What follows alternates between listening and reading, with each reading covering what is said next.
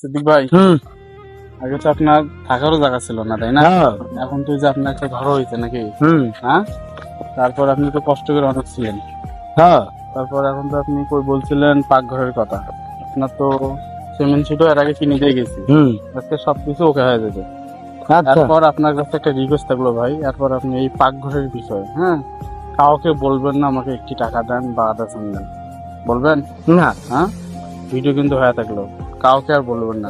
আচ্ছা, যা লাগবে বলবেন আপনি, কিন্তু কারোর কাছে যে আপনি যে নগদ নাম্বার দিবেন, বিকাশ নাম্বার দিবেন, এটা আর দেওয়া যাবে না। আমি কিন্তু এই ভিডিওর মাধ্যমে আপনাদের সবাইকে আমি জানিয়ে দিলাম।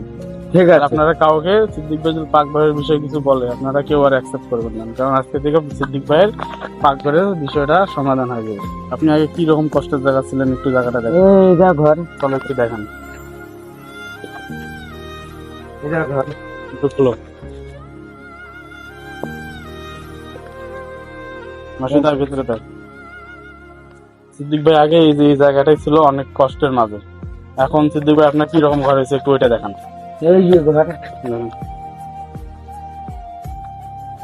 এইটা হলো আপনার থাকার জায়গা নাকি? হ্যাঁ, আর এই যে টিনগুলো কি হবে আপনার? পাকঘর হবে। এটা তো পাকঘর কোন জায়গায়? এই হলো। এই জায়গায় হচ্ছে না? তাহলে আপনারা বুঝতে পারলেন সিদ্দিক ভাই এখন আস্তে আস্তে সবকিছু হয়ে যাচ্ছে। তারপর সিদ্দিক ভাই আপনার কি তুলে দেবো কোন দেখি? কি দিলে? এরপর কি নেবেন?